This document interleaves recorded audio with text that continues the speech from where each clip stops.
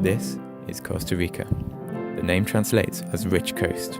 Although not rich in precious metals, as the conquistadors once believed, it is certainly rich in wildlife. This bay is the Gulf of Dulce. The name translates as sweet gulf, although not sweet to the taste, as nobody has ever believed. It is certainly sweet with wildlife.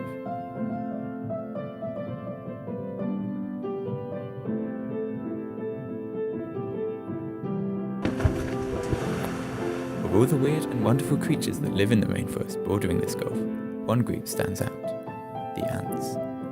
Not only do they represent a quarter of animal biomass in Costa Rica, they also don't often run away when you try and film them. They are found everywhere here, from the canopy to the leaf litter, from deep underground to all over the biscuits.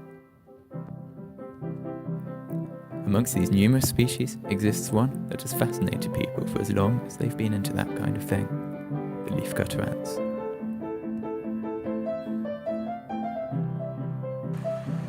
Leafcutter ants are called leafcutter ants because they cut leaves. They do this with hefty scissor-like jaws. Within a colony, the ants are divided into castes, with the bigger ones like these doing tasks like defending the nest, cutting leaves, and disagreeing over matters of leaf ownership. The smaller ones do tasks like stopping parasitic wasps laying eggs in the bigger ants' heads, arguably a reason to treat them with a bit more respect. Working together, they are incredibly efficient, capable of stripping an entire tree bare in a single day. However, the ants do not eat the leaves. Instead, they carry them down the tree, even if it's really spiky, along specially laid pheromone trails that guide them to their nests. Once underground, they will use the leaf matter to cultivate a fungus, which is much tastier for the ants. This makes them unique, the only species to actively farm other than ourselves. In fact, leafcutters form the largest and most complex animal societies on Earth, other than humans of course, who are just so complex.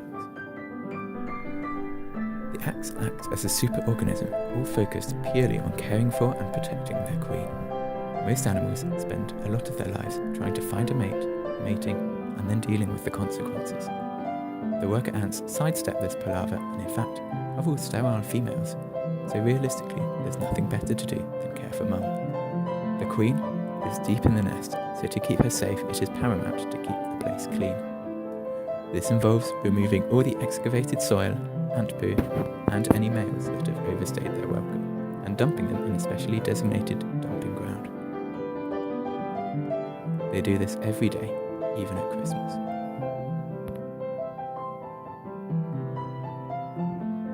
Despite being peaceful farmers, the leafcutter ants are rarely left alone. Many animals eat ants, for example, anteaters. They also have enemies within their own family, army ants.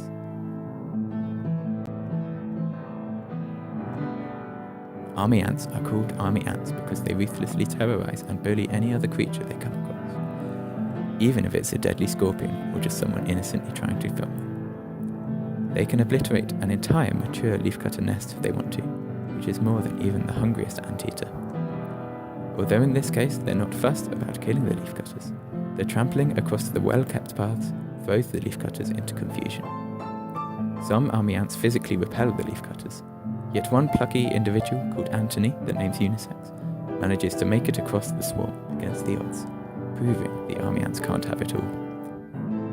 The ants here have a huge part to play in the ecosystem. Their soil turnover and cultivation brings fertility to the forest, and the ants themselves provide a food source for many creatures, even if they'd rather not. Their impact on the ecology of the rainforest is profound, and we would all certainly be a lot worse off without them. The end. Hopefully not too much of an anticlimax.